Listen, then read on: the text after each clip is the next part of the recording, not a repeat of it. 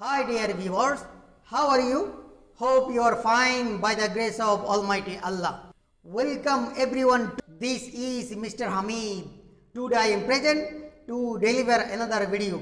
Today's topic is summarizing of English first paper for SSC and HSC. Now let's get started.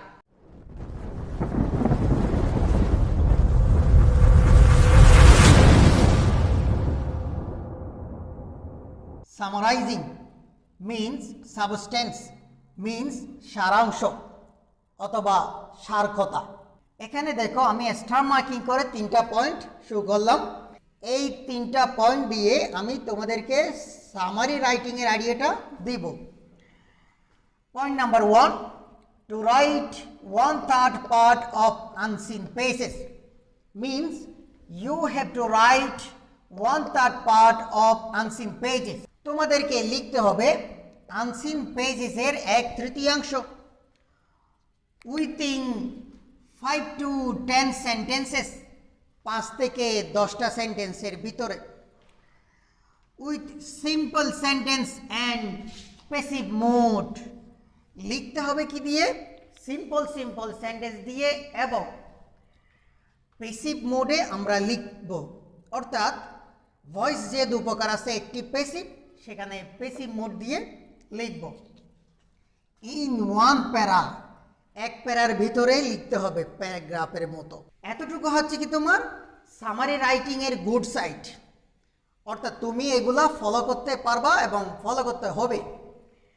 এখান থেকে শুরু করে শেষ পর্যন্ত হচ্ছে কি ব্যাড সাইড, যেগুলো ফলো করা যাবে না, অ্যাভয়েড করতে হবে। কি কি এগুলা? উইথআউট রাইটিং ফুল পেজেস। আমরা করি কি, ছোটকাল থেকে আমরা ম্যাক্সিমামই করে আসছি কি, আনসিন পেজেসটা আমরা কি করি, পুরোটাই লিখে দিয়ে চলে আসি। Or first, middle and last sentence, অথবা কি করি, পেজেসটার ফার্স্ট সেন্টেন্স, মিডল সেন্টেন্স কিছু দিলাম, তারপর লাস্ট সেন্টেন্সটা লিখে দিলাম, হয়ে গেল। নাম্বারও কিন্তু কিছু অংশ পাই। এই যে নাম্বার পাওয়াটাই আসলে আমাদের ক্ষতি করে দিল। আমরা ধরে নিছি যে মনে হয় সামারি রাইটিং এভাবেই হয়। তো ঠিক আছে, এটা আসলে টিচাররা, আমাদের স্যাররা উদারতা দেখিয়ে আমাদেরকে কিছু নাম্বার দিয়ে পাশ করিয়ে দেয়। আসলে সামারি রাইটিং সিস্টেম এরকম না। Point number 2, points of summary. Summary রাইটিংয়ের পয়েন্ট আমি উইথিন ব্র্যাকেটে একটা ক্লু দিলাম, writing technique in own language. তোমাকে সামারি রাইটিংটা নিজের ভাষায় লিখতে হবে। সেখানে কি কি থাকতে পারে? ইন্ট্রোডাকশন, পরিচিতি, অর ডেফিনিশন অথবা সংজ্ঞা, ইকুয়াল মেইন আইডিয়া। এটাকে আসলে ইংরেজির ভাষায় বলা হয় মেইন আইডিয়া।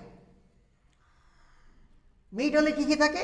ক্যারেক্টারিস্টিক্স, বৈশিষ্ট্য, কজ অ্যান্ড ইফেক্ট, কারণ এবং প্রভাব, মেরিটস অ্যান্ড ডিমেরিটস, উপকারিতা এবং অপকারিতা, লাইফ অ্যান্ড ওয়ার্কস, জীবন এবং কর্ম, টাইপস, ধরন, হিস্টোরি, ইতিহাস, স্ট্রাগল অ্যান্ড সরস, সংগ্রাম এবং দুঃখ। Equal supporting idea. এই যে মাঝখানের সেন্টেন্সগুলোকে আমরা বলি সাপোর্টিং আইডিয়া।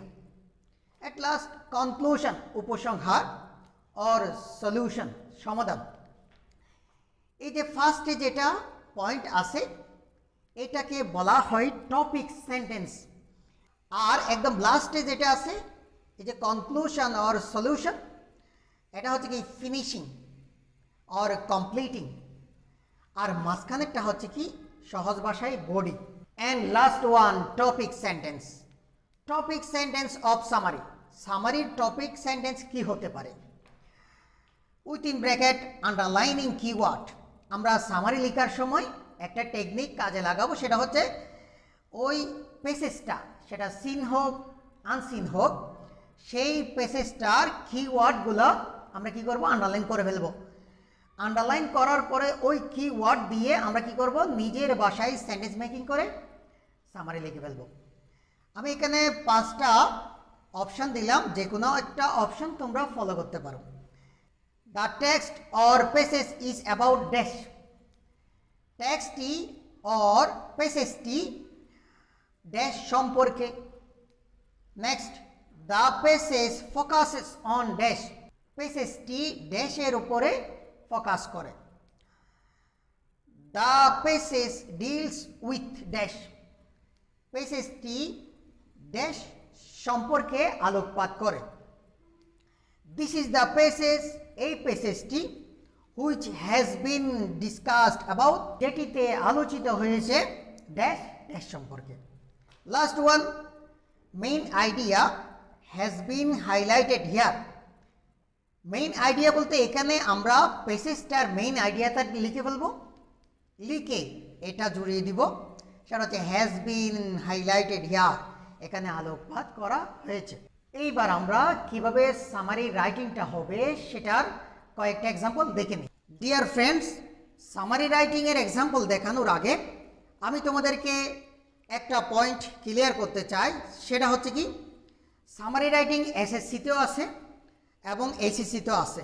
একটু ডিফারেন্ট, সেটা হচ্ছে এসএসসিতে তোমরা সামারি রাইটিং যতগুলো টপিক পাবা সেগুলো সবগুলা আনসিন, এবং ম্যাক্সিমাম আনসিন পেসেজগুলো থাকে পার্সন, অন পার্সন, কোনো একটা ব্যক্তি সম্পর্কে। বাট ইন এইচএসসিতে দেখা যায় on different type of topic, person, place, things or et cetera.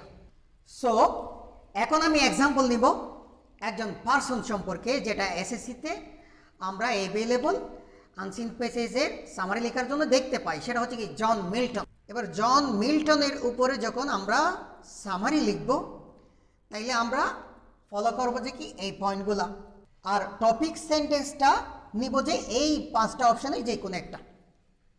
এবার আসো জন মিল্টনের এখান থেকে আমরা কি কি পয়েন্ট পাই। যে ইন্ট্রোডাকশন, হ্যাঁ জন মিল্টনের একটা পরিচিতি আছে। ডেফিনিশন কিন্তু নাই, এটাকে মেইন আইডিয়া বলা হয়। এরপরে আমরা বডিতে কি পাবো, ক্যারেক্টারিস্টিক্স। জন মিল্টনের এখানে বৈশিষ্ট্য বলতে কিছু নাই, তাইলে কজ অ্যান্ড ইফেক্ট, কারণ এবং প্রভাব বলতে জন মিল্টনের কিছু নাই। মেরিটস অ্যান্ড ডিমেরিটস, উপকারিতা এবং অপকারিতা বলতে কিছু নাই। লাইফ অ্যান্ড ওয়ার্ক, এটা আছে। জন মিল্টনের জীবন এবং কর্ম আছে। এরপরে টাইপস বলতে জন মিল্টনের কিছু নাই। হিস্টোরি বলতে জন মিল্টনের কিছু নাই। স্ট্রাগল অ্যান্ড সরোস, এটা আছে। সংগ্রাম এবং দুঃখ, কারণ আমরা জানি জন মিল্টন শেষের দিকে অন্ধ হয়ে গেছিলেন। ওই অবস্থায় উনি প্যারাডাইস লস্ট নামে একটা বই লিখে জনপ্রিয়তা পাইছিলেন অন্ধ অবস্থায়। তাইলে এটাকে বডি বা সাপোর্টিং আইডিয়া বা ডেভেলপিং সেন্টেন্স বা ডেভেলপার্স অনেক কিছু বলা হয়। এরপর হচ্ছে কি কনক্লুশন। হ্যাঁ, জন মিল্টন নিয়ে লিখতে গেলে একটা উপসংহার আসবে, সলিউশন নাই। এইবার আমরা টপিক সেন্টেন্স কিভাবে মিলাবো দেখি। ইন্ট্রোডাকশন অ্যান্ড কনক্লুশন না দিলেও চলবে। তোমাদেরকে এখানে আরেকটা বিষয় বলে রাখি যে এখানে পয়েন্ট আমি যেগুলো নিচ্ছি এগুলো নিতেই হবে, থাকতেই হবে এরকম না। এর বাইরে তোমরা আরও পয়েন্ট বাড়াতে পারবা বা এখান থেকে আরও কমাতে পারবা। ওই যে বললাম এসএসসিতে এক টাইপের সামারি রাইটিং আসবে, এইচএসসিতে হচ্ছে কি তোমার অন্য টাইপের। দ্যাট মিনস এসএসসিতে আনসিন পেসেজ থেকে তোমাকে সামারি লিখতে হবে, যেটা হচ্ছে কি বেশিরভাগই পার্সন সম্পর্কে থাকে। আর এইচএসসিতে হচ্ছে কি ডিফারেন্ট টাইপ অফ টপিকস, যেটাতে তোমার পার্সন, প্লেস, থিং সবই থাকে, এবং সেটা সিন ওই টেক্সট বই থেকে দেওয়া হয়, সেটা 3 নম্বরে থাকে, আর এসএসসিতে সেটা 5 নম্বরে থাকে। তাহলে এবার আসা আমরা টপিক সেন্টেন্সটা লিখব। The text or passage is about the life, works, struggle and sorrows of John Milton. Next, the passage focuses on the life, works, struggle and sorrows of John Milton. Next, the passage deals with the life, works, struggle and sorrows of John Milton. Next, this is the passage which has been discussed about the life, works, struggle and sorrows of John Milton, regarded as a great poet of English literature. Last one, the life, works, struggle and sorrows of John Milton, regarded as a great poet of English literature, has been highlighted here. এখান থেকে তাইলে আমরা পাঁচটার যে কোনো একটা topic sentence দিয়ে যখন আমরা সামারি লিখব তখন স্যারের একটা কি হবে, দৃষ্টি আকর্ষণ হবে যে তুমি এটা মুখস্থ লিখো নাই বা পুরো প্যাসেজটা উঠিয়ে দাও নাই বা ওখান থেকে কিছু কিছু অংশ জুড়ে দিয়ে চুরি করো নাই, এরকম মনে হবে। তাইলে তোমাকে কিছু নাম্বার দেওয়ার জন্য স্যারের কি হবে, আগ্রহ জাগবে। এইবার আসো আরেকটা এক্সাম্পল তোমাদেরকে দেখায়, সেটা হচ্ছে কি নোবেল প্রাইজের উপরে আমরা সামারি কিভাবে লিখব। ধরো পরীক্ষার হলে তুমি কোশ্চেন পেপারে পাইছো যে নোবেল প্রাইজ সম্পর্কে তোমাকে কি করতে হবে, সামারি রাইটিং লিখতে হবে। তাইলে ধরো এখানে ইন্ট্রোডাকশন আছে, নোবেল প্রাইজের পরিচিতি, ডেফিনিশন নাই, নোবেল প্রাইজের ক্যারেক্টারিস্টিক্স নাই, কজ অ্যান্ড ইফেক্ট নাই, মেরিট অ্যান্ড ডিমেরিট নাই, লাইফ অ্যান্ড ওয়ার্কস নাই, টাইপস আছে, নোবেল প্রাইজের একটা ধরন আছে, কাকে কাকে দেয়া যায় না। এরপরে হচ্ছে কি হিস্টোরি, নোবেল প্রাইজের একটা হিস্টোরি আছে। এরপরে স্ট্রাগল অ্যান্ড সরস নাই। At last conclusion, Nobel prize সম্পর্কে যখন আমরা সামারি লিখবো শেষে গিয়ে একটা উপসংহার আসবে, সলিউশন নাই। তাইলে এবার আমরা সামারি রাইটিংটার ফার্স্ট সেন্টেন্সটা কিভাবে স্টার্ট করতে পারি, আমরা এভাবে লিখতে পারি, the text or passage is about introduction, types, history of Nobel Prize, the most prestigious and important prize in the world. Dear students, এবার 3 নম্বর এক্সাম্পল শার্ক নিয়ে যখন সামারি রাইটিং লিখতে দেওয়া হবে তখন আমরা কিভাবে লিখব সেটা একটু দেখি।